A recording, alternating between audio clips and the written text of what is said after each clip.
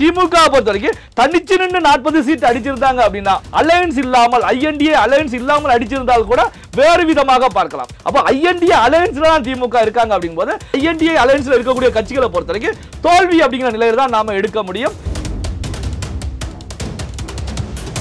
இந்த அமைச்சரவையை வைத்து பார்க்கும்போது சந்திரபாபு நாயுடு நிதிஷ்குமாருடைய பருப்பு அங்கு வேகல்ல அப்படின்னு சொல்லலாம். அதை தாண்டி பாத்தீங்கன்னா சந்திரபாபு நாயுடு நிதிஷ்குமார் அவர்களுக்கும் தெளிவாக தெரியும் நாம மிகப்பெரிய ஒரு வெற்றி பெறல. ரெண்டு கட்சியும் ஒன்று சேர்ந்து வெளியேறினால் கூட பாஜகவை பின்னுக்கு தள்ள முடியுமா, பாஜகவை ஆட்சி அருகிலிருந்து அப்புறப்படுத்த முடியுமானா முடியாத ஒரு சூழல் தான். என்ன காரணம் அப்படின்னா அதாவது பாத்தீங்கன்னா நேற்று கூட பாத்தீங்கன்னா ஒரு பக்கம் பிரதமராக மோடி அவர்கள் பதவி ஏற்றுக்கிட்டு இருக்காங்க, இன்னொரு பக்கம் விடுதலை சிறுத்தைகள் கட்சியுடைய தலைவர் அண்ணன் தொல் திருமாவளவன் அவர்களை பொறுத்த வரைக்கும் ஆட்சி நீடிக்காது, கலைஞ்சிரும், ஆட்சி வந்து கவிழ்ந்துரும், ஐஎன்டிஏ அலையன்ஸ் ஆட்சிக்கு வந்துரும் அப்படிங்கிற கருத்துக்களை முன்வைக்கிறாங்க. அப்ப அவர் என்ன நம்பிக்கையில இது போன்ற கருத்துக்களை முன்வைக்கிறார் அப்படிங்கிறது ஒரு கேள்விக்குறியான விஷயம்.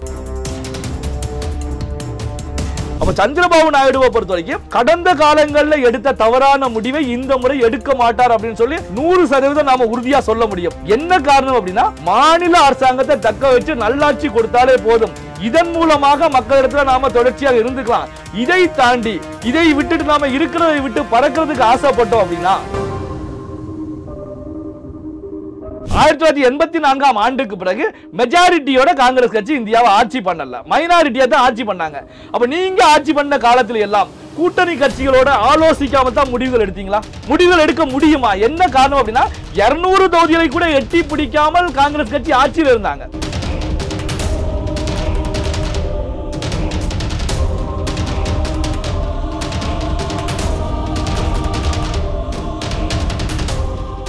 ரியல் ஒன் நேயர்களுக்கு வணக்கம். இன்றைய நேர்களுக்காக நம்முடன் இணைகிறார் அரசியல் விமர்சகர் திரு நெல்லை சிவா அவர்கள்.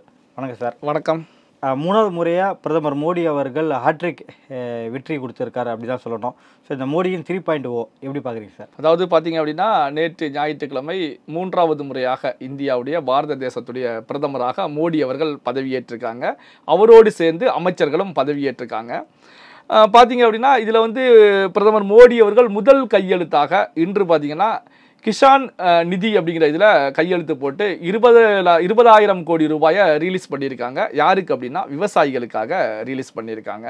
இந்த அமைச்சரவை அப்படின்னு சொல்லி நம்ம எடுத்துக்கிட்டோம்னா இதில் கவனிக்கப்பட வேண்டிய விஷயங்கள், முக்கியமான விஷயங்கள் இருக்குது. அதாவது பார்த்திங்கன்னா எதிர்கட்சிகளை பொறுத்த வரைக்கும், அதாவது திமுகவாக இருக்கட்டும், காங்கிரஸ் கட்சி, திரிணாமுல் காங்கிரஸ் கட்சி, எதிர்கட்சிகள் எல்லாமே என்ன விமர்சனங்களை முன் வச்சாங்க அப்படின்னா தெலுங்கு தேசம் கட்சி சந்திரபாபு நாயுடுவும் நிதிஷ்குமாரும் மோடிக்கு மிகப்பெரிய அளவில் டிமாண்ட் வச்சுக்கிட்டே இருக்காங்க.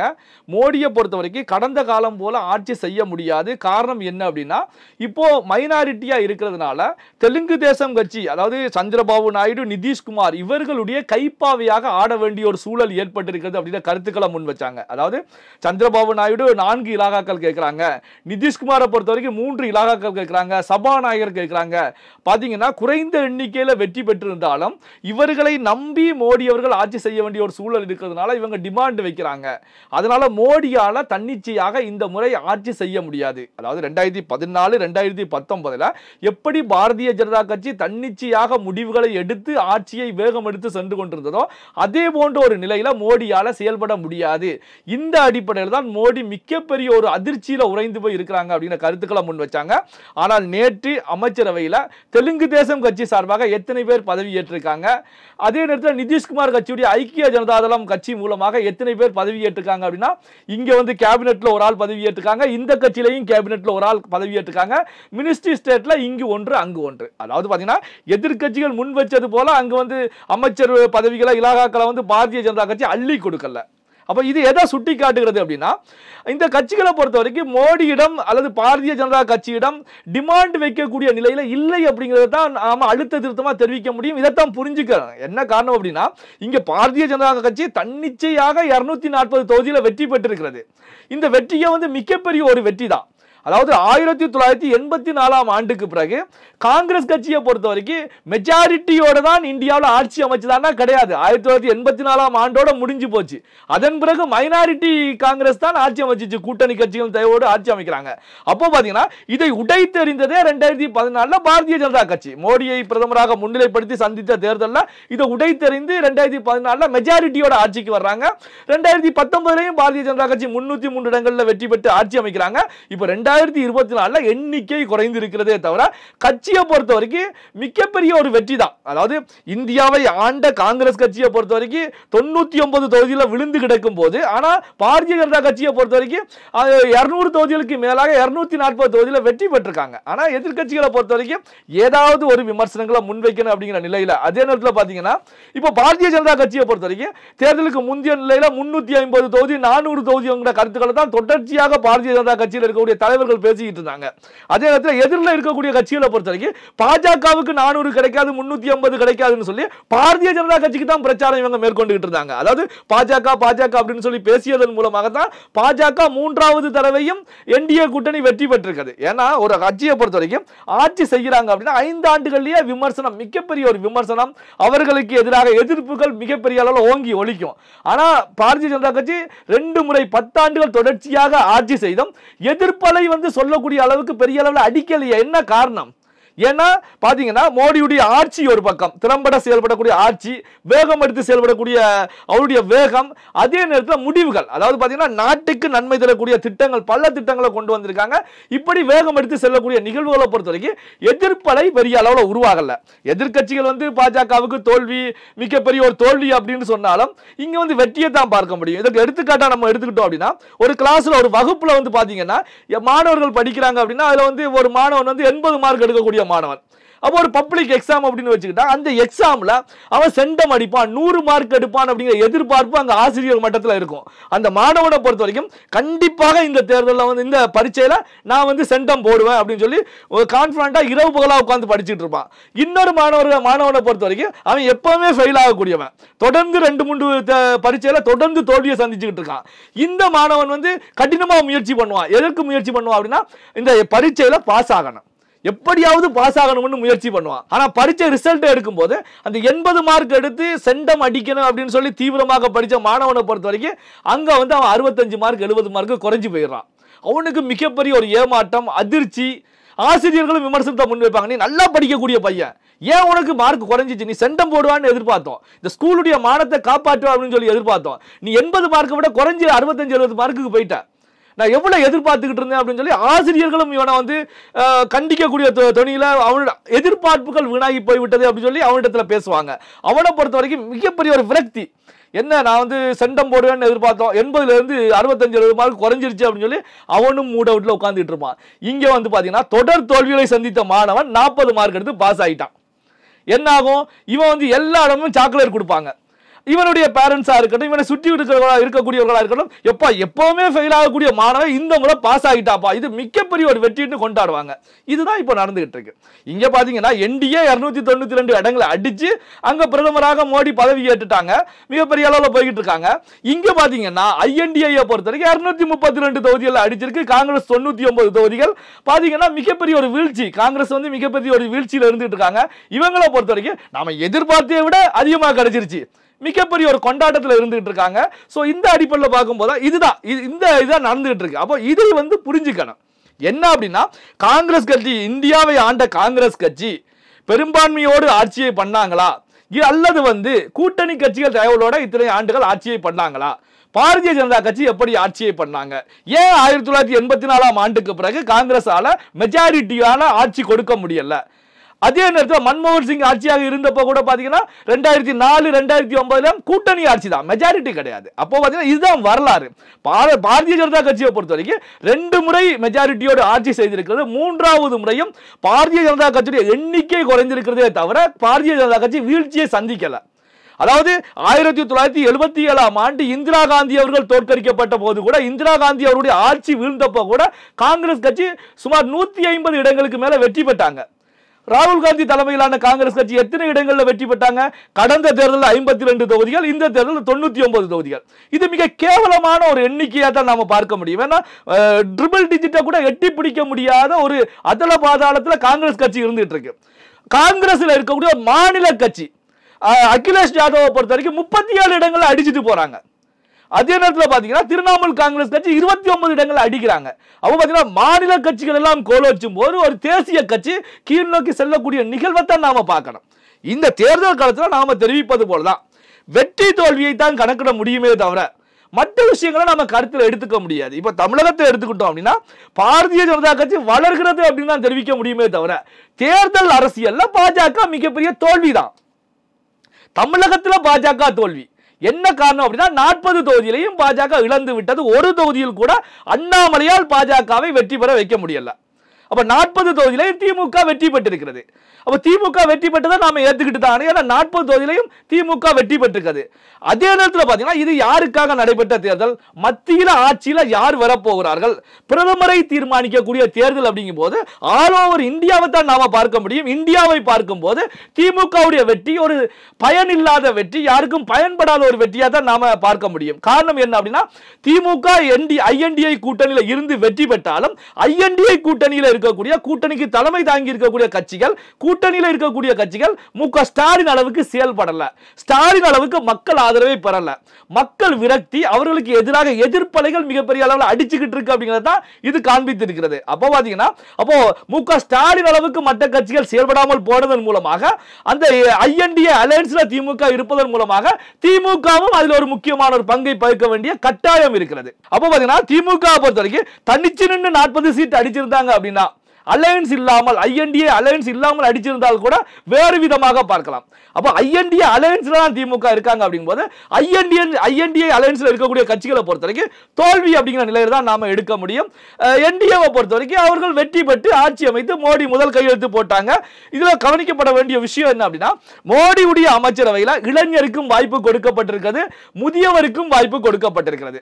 அதாவது 80 வயதாக இருக்கக்கூடிய ஒருவருக்கும் வாய்ப்பு கொடுக்கப்பட்டிருக்கிறது, 36 வயதான ஒருவருக்கும் வாய்ப்பு கொடுக்கப்பட்டிருக்கிறது. அதாவது ராம மோகன் நாயுடு தெலுங்கு தேசம் கட்சியிலிருந்து 36 வயது இளைஞருக்கு வாய்ப்பு கொடுக்கப்பட்டிருக்கு. அதே நேரத்தில் ஜித்தன் ராம் மஞ்சி அப்படிங்கிற பீகாரை சேர்ந்தவர் 80 வயசுக்காரருக்கும் அமைச்சரவையில் இடம் கொடுக்கப்பட்டிருக்கிறது. அப்ப இந்த அமைச்சரவை எதிர்க்கட்சிகள் சொன்னது போல இந்த அமைச்சரவையை வைத்து பார்க்கும் போது சந்திரபாபு நாயுடு நிதிஷ்குமாருடைய பருப்பு அங்கு வேகல்ல அப்படின்னு சொல்லலாம். அதை தாண்டி பாத்தீங்கன்னா சந்திரபாபு நாயுடு நிதிஷ்குமார் அவர்களுக்கும் தெளிவாக தெரியும் நாம மிகப்பெரிய ஒரு வெற்றி பெறல. ரெண்டு கட்சியும் ஒன்று சேர்ந்து வெளியேறினால் கூட பாஜகவை பின்னுக்கு தள்ள முடியுமா, பாஜகவை ஆட்சி அரியணையிலிருந்து அப்புறப்படுத்த முடியுமானா முடியாத ஒரு சூழல் தான். என்ன காரணம் அப்படின்னா ஐஎன்டிஏ கூட்டணியை பொறுத்த வரைக்கும் 262 தொகுதியில வெற்றி பெற்றிருக்காங்க. இவங்க 16, 12, 28 தான். இது 28 இலக்கங்களை ஐஎன்டிஏ அலையன்ஸோட கூட்டினால் கூட 260 தொகுதிகள் தான் வரும். அங்க பாரதிய ஜனதா கட்சியை பொறுத்தவரைக்கும் இந்த 28 தொகுதிகளை குறைத்தால் கூட ஐஎன்டியை விட கூடுதலான இலக்கங்கள் தான் அங்க வரும். இப்பதான் பிரதமர் மோடி அவர்கள் அரியணையில 3வது முறையாக அமர்ந்திருக்காங்க.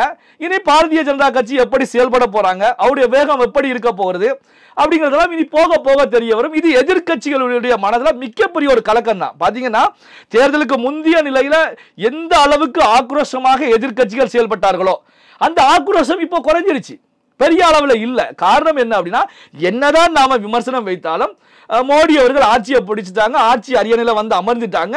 இனி மோடியுடைய செயல்பாடுகள் அதிரடியாக இருக்க போறது. இதை நாம எப்படி ஃபேஸ் பண்ண போறோம் அப்படிங்கிற நிலையில தான் எதிர்க்கட்சிகள் எல்லாமே இருந்துட்டு இருக்காங்க. ஆனால் நீங்கள் எப்படி சொல்கிறீங்க, ஆனால் என்டிஏ கூட்டணி ஆட்சி வந்து நிலைக்காது, விரைவில் ஐஎன்டிஏ கூட்டணி ஆட்சிக்கு வரும் அப்படின்னு சொல்லிட்டு வராங்க. இது சாத்தியமா சார்? அதாவது பார்த்தீங்கன்னா நேற்று கூட பார்த்தீங்கன்னா ஒரு பக்கம் பிரதமராக மோடி அவர்கள் பதவி ஏற்றுக்கிட்டு இருக்காங்க, இன்னொரு பக்கம் விடுதலை சிறுத்தைகள் கட்சியுடைய தலைவர் அண்ணன் தொல் திருமாவளவன் அவர்களை பொறுத்த வரைக்கும் ஆட்சி நீடிக்காது, கலைஞ்சிரும், ஆட்சி வந்து கவிழ்ந்துரும், ஐஎன்டிஏ அலையன்ஸ் ஆட்சிக்கு வந்துடும் அப்படிங்கிற கருத்துக்களை முன்வைக்கிறாங்க. அப்போ அவர் என்ன நம்பிக்கையில் இது போன்ற கருத்துக்களை முன்வைக்கிறார் அப்படிங்கிறது ஒரு கேள்விக்குறியான விஷயம். அதாவது பாத்தீங்கன்னா தமிழகத்தில் விடுதலை சிறுத்தைகள் கட்சியை பொறுத்த வரைக்கும் 2 தொகுதிகள் அப்படிங்கிற நிலையில தான் இருந்துட்டு இருக்கு. எந்த விதமான கடந்த தேர்தலுக்கும் இந்த தேர்தலுக்கு முன்னாடி விசிக ஏதாவது வளர்ச்சி கண்டிருக்கிறதா? வளர்ச்சி கிடையாது. ஏன் வளர்ச்சி காணல அப்படின்னா வளர்ச்சிக்கான நிலையில திமுக அவர்களுக்கு அதிகமான எண்ணிக்கையிலான இலக்கங்களை கொடுக்கல. விடுதலை சிறுத்தைகளை பொறுத்தவரைக்கும் 4 தொகுதிகள் கூட கேட்டாங்க. 4 தொகுதிகள் கேட்டப்போ கூட கடந்த தேர்தலில் கொடுத்த அதே 2 தொகுதிகள் தான். பொது தொகுதியும் கொடுக்கப்படல, தொகுதியோட எண்ணிக்கையும் அதிகப்படுத்தப்படல. அப்போ விடுதலை சிறுத்தைகள் கடந்த நிலையில இருந்தது போல தற்போது நிலையில இருந்துட்டு இருக்காங்க. இப்படி ஒரு கேள்வியை முன்வைக்கிறாங்க. பார்த்தீங்கன்னா திரிணாமுல் காங்கிரஸ் உடைய தலைவி மம்தா பானர்ஜியாக இருக்கட்டும், மு க ஸ்டாலினாக இருக்கட்டும், எப்படியாவது சந்திரபாபு நாயுடு, நிதிஷ்குமார் நம்ம பக்கம் வந்துருவாங்க, அதற்கான முயற்சியில காங்கிரஸ் கட்சி ஈடுபட்டு இருக்காங்க அப்படின்னா நம்பிக்கையில் இருந்தும் அது பலன் கொடுக்கல. அதே நேரத்தில் பார்த்தீங்கன்னா இப்போ இவர்கள் 2 பேருமே நாங்க என்டிஏ கூட்டணியில் இருக்கோம் அப்படின்னு சொல்லி முதல் நிலையில உறுதிப்படுத்துறாங்க. இப்போ அமைச்சரவையும் இடம்பெற்றுட்டாங்க. அப்படி சந்திரபாபு நாயுடு அவர்கள் பாரதிய ஜனதா கட்சியை விட்டு என்டிஏ கூட்டணியை விட்டு வெளியேறி ஐஎன்டிஏ அலையன்ஸுக்கு வர்றாங்க அப்படின்னா சந்திரபாபு நாயுடு கட்சி மூலமாக வெற்றி பெற்று என்டிஏ அலையன்ஸில் அமைச்சராக இருக்கக்கூடியவர்கள் சந்திரபாபு நாயுடு பின்னாடி அணிவகுத்து அவருடைய பதவியை விட்டு வெளியே வருவாங்களா அப்படிங்கிறத பார்க்கணும். அப்போ பாத்தீங்கன்னா இது சந்திரபாபு நாயுடுக்கு மிகப்பெரிய ஒரு வீழ்ச்சி, அழிவைத்தான் உருவாக்கும். சந்திரபாபு நாயுடு அப்படி ஒரு முடிவை எடுத்தாங்க அப்படின்னா நம்ம வந்து மகாராஷ்டிரா தெரியும், சிவசேனா என்ன ஆனது அப்படிங்கிறது தெரியும், பல்வேறு மாநிலங்களில் கட்சிகள். ஏன்னா அரசியலை பொறுத்த வரைக்கும் லாப நஷ்ட கணக்கின் அடிப்படையில் தான் கட்சிகள் மட்டுமல்ல, கட்சியில் இருக்கக்கூடிய தலைவர்கள் மட்டுமல்ல, கட்சியில வெற்றி பெற்றக்கூடிய எல்லாருமே லாப நஷ்ட கணக்கு தான் பார்ப்பாங்க. யாரு கூட சேர்ந்து செயல்பட்டால் நமக்கு லாபம் கிடைக்கும். சந்திரபாபு நாயுடுவை பொறுத்த வரைக்கும் ஜெகன்மோகன் ரெட்டியிடம் சிக்கி சின்னாபின்னம் ஆகியிருந்தாங்க. ஜெகன்மோகன் ரெட்டியால் போடப்பட்ட வழக்குகள் இன்னும் நிலுவையில் இருந்துகிட்டு இருக்கு. அப்போ பாத்தீங்கன்னா சந்திரபாபு நாயுடு தன்னுடைய மாநில அரசாங்கத்தில் கவனம் செலுத்துவாரே தவிர பாரதிய ஜனதா கட்சிக்கு எதிராக கங்கணம் கட்டி நின்னோம்னா இந்த ஐஎன்டிஏ அலையன்ஸை பொறுத்த வரைக்கும் நம்மை பலியாடாக மாற்றி விடுவார்கள். கடந்த காலத்தில் பார்த்தீங்கன்னா மோடிக்கு எதிராக ஒரு அலையன்ஸை உருவாக்கணும் அப்படின்னு சொல்லி சந்திரபாபு நாயுடு மாநிலமாக சென்று அங்க இருக்கக்கூடிய முதலமைச்சர்களை சந்திச்சு பேசுறாங்க. தமிழகம் வந்தும் நம்ம முதலமைச்சரை சந்திச்சு பேசுறாங்க. அதற்கு அவருக்கு கிடைத்த பலன் என்ன அப்படின்னா மாநிலத்திலையும் ஆட்சியை இழந்து மத்தியிலையும் எம்பிக்கள் இல்லாத ஒரு சூழ்நிலைக்கு போய் ஜெகன்மோகன் ரெட்டி அவர்களால் கைது செய்யப்பட்டு சிறையில் அடைக்கப்பட்டு பல்வேறு வழக்குகள் போடப்பட்டு தெலுங்கு தேசம் அப்படிங்கிற ஒரு கட்சியை இல்லாத ஒரு நிலை உருவாக்கப்பட்டுச்சு. இதன் பிறகு மீண்டும் சந்திரபாபு நாயுடு அவர்களை பொறுத்த வரைக்கும் டெல்லி சென்று மோடி காலில் பாரதிய ஜனதா கட்சி காலில் விழுந்த பிறகுதான் அங்க வந்து ஒரு அலையன்ஸை உருவாக்குறாங்க. பாரதிய ஜனதா கட்சி, தெலுங்கு தேசம் கட்சி, பவன் கல்யாண் அப்படின்னு ஒரு அலையன்ஸை உருவாக்கி இதன் மூலமாகத்தான் சந்திரபாபு நாயுடு அவர்கள் வெற்றி பெற்று வந்திருக்காங்க. அப்ப சந்திரபாபு நாயுடுவை பொறுத்த வரைக்கும் கடந்த காலங்களில் எடுத்த தவறான முடிவை இந்த முறை எடுக்க மாட்டார் அப்படின்னு சொல்லி 100% நாம உறுதியா சொல்ல முடியும். என்ன காரணம் அப்படின்னா மாநில அரசாங்கத்தை தக்க வச்சு நல்லாட்சி கொடுத்தாலே போதும். இதன் மூலமாக மக்களிடத்தில் நாம தொடர்ச்சியாக இருந்துக்கலாம். இதை தாண்டி இதை விட்டுட்டு நாம இருக்கிறதை விட்டு பறக்கிறதுக்கு ஆசைப்பட்டோம் அப்படின்னா மீண்டும் இதே போன்ற ஒரு நிலை உருவாகும். என்ன அப்படின்னா ஜெகன்மோகன் ரெட்டியை பொறுத்த வரைக்கும் ஐஎன்டிஏ அலையன்ஸ்ல கிடையாது, என்டிஏ அலையன்ஸ்லையும் கிடையாது. அப்ப ஜெகன்மோகன் ரெட்டி எந்த நிமிடத்தில் வேண்டுமென்றாலும் எது போன்ற முடிவையும் எடுக்கலாம், என்டிஏ பக்கம் கூட செல்லலாம். அப்போ இது போன்ற ஒரு வாய்ப்பை நழுவ விடக்கூடாது அப்படிங்கிறதுல சந்திரபாபு நாயுடு தெளிவாக இருப்பாங்க.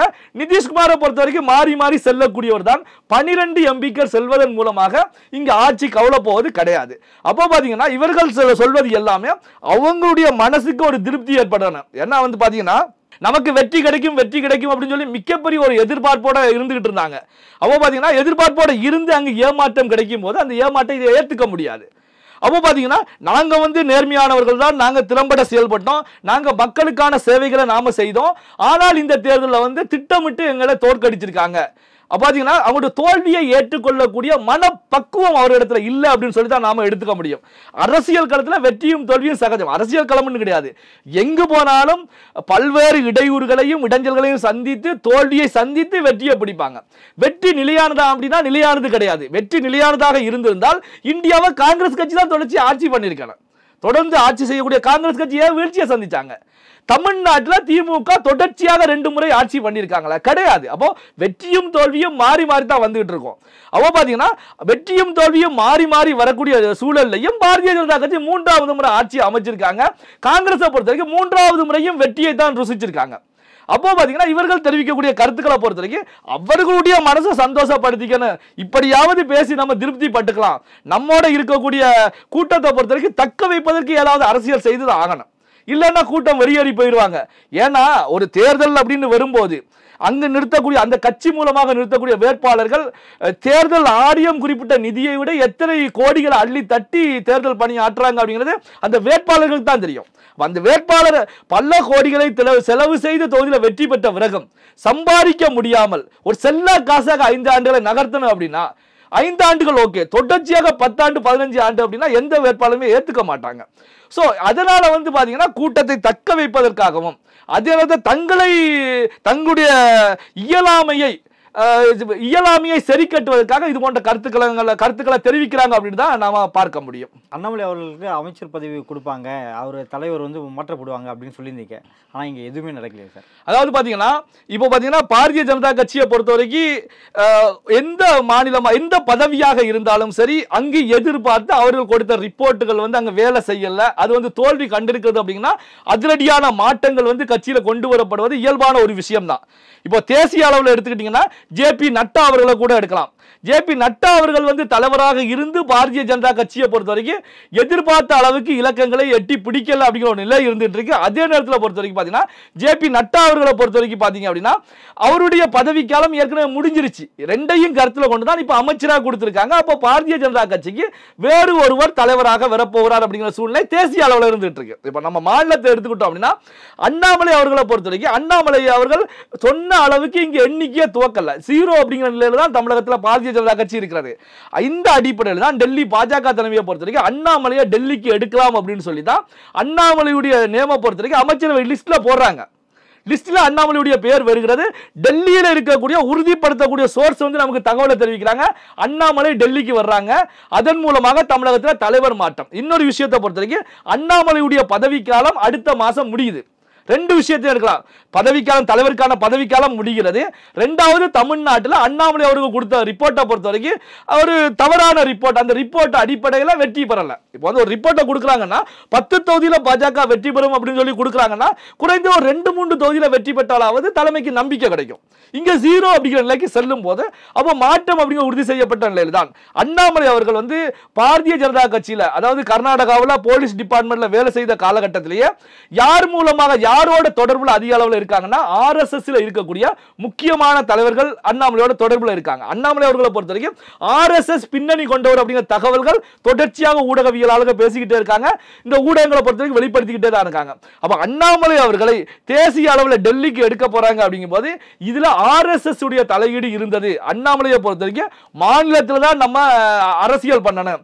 இதை தாண்டி டெல்லிக்கு போயிட்டோம் அப்படின்னா டெல்லியில போயிட்டு ஒரு அமைச்சராக தன்னுடைய இலாகாவை செய்ய முடியுமே தவிர ஒரு அதிரடியான அரசியல் செய்ய முடியாது அப்படின்னு சொல்லி RSSல இருக்கக்கூடிய முக்கியமான தலைவர்கள் எடுத்து டிஸ்கஸ் பண்ணியதன் மூலமாக இப்ப தற்போதைய நிலையில அண்ணாமலை அவர்களை சரி வேண்டாம் அப்படின்னு சொல்லி, ஏன்னா RSS உடைய தலையீடு பாஜக இருக்கிறது அப்படிங்கிறது நிதர்சனமான உண்மை. ஏன்னா RSS ஒரு அமைப்பு, அந்த அமைப்புடைய தலையீடுகள் அதில் சொல்லக்கூடிய ஆலோசனைகளை கேட்டு பாஜகவில் செயல்படுவாங்க அப்படிங்கிற நிதர்சனமான உண்மைதான். இந்த அடிப்படையில் தான் அப்போ அண்ணாமலையை மாற்ற வேண்டாம் அப்படின்னு சொல்லி அண்ணாமலைக்கு வந்து அமைச்சர் பதவி கொடுக்காம வச்சிருக்காங்க. ஆனாலும் அண்ணாமலையுடைய பதவியை பொறுத்த வரைக்கும் அடுத்த மாதம் அவருடைய பதவிக்காலம் முடிகிறது. அந்த தமிழகத்தில் பாஜக தலைவராக வர வேண்டும் அப்படின்னு சொல்லி தற்போதைய நிலையிலேயே பல முக்கியமான புள்ளிகள் டெல்லியில் காய் நகர்த்த தொடங்கிட்டாங்க. நிர்மலா சீதாராமன் மூலமாக அங்கு காய் நகர்த்தல் வேகம் எடுத்து நடந்துகிட்டு இருக்கு. பார்த்தீங்கன்னா நேரடியாக சென்று அமித்ஷாவையும் சந்திச்சிருக்காங்க. சோ இப்படியான ஒரு நிகழ்வு இருந்துட்டு இருக்கும்போது தற்போதைய நிலையில அண்ணாமலைக்கு அமைச்சர் பதவிக்கு கொடுக்கல, அண்ணாமலை மாற்றம் இல்லைன்னு சொல்லப்பட்டாலும் இது தொடர்ச்சியாக நீடிக்குமா அப்படின்னா கேள்விக்குறியான ஒரு விஷயம் தான். அவருடைய பதவி அடுத்த மாதம் முடியும் போது மீண்டும் அண்ணாமலை அவர்கள் தலைவராக தொடரப் போகிறாரா அல்லது வேறு ஒருவர் தலைவராக கொண்டு வர போகிறாரா அப்படிங்கிறதும் மிக முக்கியமா நாம கவனிக்கப்பட ஒரு விஷயமா தான் இருந்துட்டு இருக்கு. பாஜக பல திட்டங்களை நிறைவேற்றாத சூழல் தான் இங்க இருக்கிறத பாக்குறோம். இது எப்படி பாக்குறீங்க சார்? அதாவது பாரதிய ஜனதா கட்சியை பொறுத்த வரைக்கும் கடந்த ஆட்சி காலத்தில் வந்து பல வாக்குறுதிகளை கொடுத்தாங்க. இது போன்ற திட்டங்களை கொண்டு வருவோம், அது போன்ற திட்டங்களை கொண்டு வருவோம் அப்படின்னு சொல்லி தெரிவிச்சாங்க. ஆனாலும் இப்போ வந்து பாத்தீங்கன்னா பல கேள்விகளை எதிர்க்கட்சிகள் முன்வைக்கிறாங்க. என்ன அப்படின்னா மெஜாரிட்டி இல்லாமல் வந்ததன் மூலமாக உங்களால் எப்படி திட்டங்களை நிறைவேற்ற முடியும்? ஏன்னா வந்து இப்போ அக்னிபாத் போன்ற திட்டங்களுக்கு எதிர்ப்பு இருக்கு. அதே மாதிரி வந்து ஜம்மு காஷ்மீர் சட்டப்பிரிவு நீக்கப்பட்டதுக்கு எதிர்ப்பு இருக்கும். இப்படி பல எதிர்ப்புகளை நிதிஷ்குமாரும் சந்திரபாபு நாயுடுவும் வைப்பாங்க. இப்போ இவர்கள் 2 பேர் வைப்பதன் மூலமாக மோடி அவர்கள் தன்னிச்சையாக முடிவெடுத்து செயல்பட முடியாது. அதாவது ஒரு பிரதமரை பொறுத்த வரைக்கும் எப்பவுமே தன்னிச்சையாக முடிவெடுக்கிறார் அப்படிங்கிற கருத்துக்களே அங்க கிடையாது. அவருடைய கட்சியில் இருக்கக்கூடிய முக்கியமான தலைவர்களோடு ஆலோசித்து தான் அங்க முடிவுகள் எடுக்கப்படும். அங்க இருக்கக்கூடிய முக்கியமான தலைவர்கள் எல்லாருடைய சம்மதத்தின் மூலமாக தான் எடுக்கப்படும். என்ன காரணம் அப்படின்னா மோடி அவர்கள்னா மோடியை பொறுத்த வரைக்கும் மோடி மட்டும் எம்பியாக ஆகி பிரதமர் ஆக முடியாது. பாரதிய ஜனதா கட்சி மெஜாரிட்டியாக வந்தாலும் பாரதிய ஜனதா கட்சியில் இருக்கக்கூடிய 272 எம்பிக்கள் தயவன் மூலமாக தான் மோடி பிரதமராக இருக்காங்க. அந்த 272 எம்பிக்களுமே அவருக்கு ஓகே சம்மதம் கொடுக்கணும். மோடி ஒரு ஆர்டர் போட்டோன்னு அவர்கள் சம்மதம் கொடுக்கக்கூடிய அளவுல பாரதிய ஜனதா கட்சியில குடும்ப ஆட்சி நடக்கல. அங்க ஜனநாயக ஆட்சி நடந்துட்டு இருக்கு. குடும்ப ஆட்சி அப்படின்னா அவர் குடும்பத்துடைய கட்டுப்பாட்டுல ஒரு கட்சி இருக்கும். இப்போ காங்கிரஸ் கட்சியை எடுத்துக்கிட்டோம்னா அங்க வந்து சோனியா காந்தி, ராகுல் காந்தி, பிரியங்கா காந்தியுடைய கணவர் அப்படின்னு சொல்லி அங்க கோல வச்சுக்கிட்டு இருப்பாங்க. அவர்கள் ஒரு உத்தரவை போடுகிறார்கள் அப்படின்னு சொன்னா அதை கேட்கக்கூடிய நிலையில கட்சி இருக்கும். அப்ப பாத்தீங்கன்னா ஆனா பாரதிய ஜனதா கட்சியில அப்படி கிடையாது. மோடியுடைய குடும்ப உறுப்பினர் அங்க கிடையாது.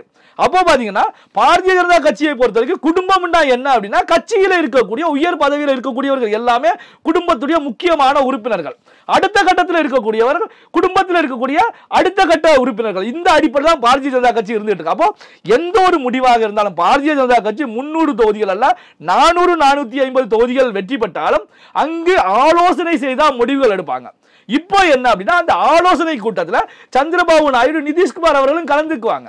நான் என்ன கேட்கிறேன் அப்படின்னா கடந்த காலத்தில் நான் ஏற்கனவே தெரிவித்து 1984ஆம் ஆண்டுக்கு பிறகு மெஜாரிட்டியோட காங்கிரஸ் கட்சி இந்தியாவை ஆட்சி பண்ணல, மைனாரிட்டியா தான் ஆட்சி பண்ணாங்க. அப்ப நீங்க ஆட்சி பண்ண காலத்தில் எல்லாம் கூட்டணி கட்சிகளோட ஆலோசிக்காம தான் முடிவுகள் எடுத்தீங்களா? முடிவுகள் எடுக்க முடியுமா? என்ன காரணம் அப்படின்னா 200 தொகுதிகளை கூட எட்டி பிடிக்காமல் காங்கிரஸ் கட்சி ஆட்சியில் இருந்தாங்க. 2004ஆம் ஆண்டு காங்கிரஸ் கட்சி எத்தனை தொகுதிகள் பெற்றது அப்படின்னு நமக்கு தெரியும். அப்ப பாத்தீங்கன்னா காங்கிரஸ் கட்சியை பொறுத்தவரைக்கும் 150 160 இடங்கள்ல வெற்றி பெற்றும் கூட்டணி கட்சிகள் தயவு மூலமாக ஆட்சியில் அமர்ந்த வரலாறுகள் எல்லாம் தொடர்ச்சியாக இருக்கிறது. அப்படி இருக்கக்கூடிய சூழ்நிலையில காங்கிரஸ் கட்சி கூட்டணியில் இருக்கக்கூடிய தலைவர்களோடு ஆலோசித்து முடிவெடுக்காமல் தான் நீங்க தன்னிச்சையாக முடிவெடுத்துட்டு இருக்கீங்களா? கிடையாது.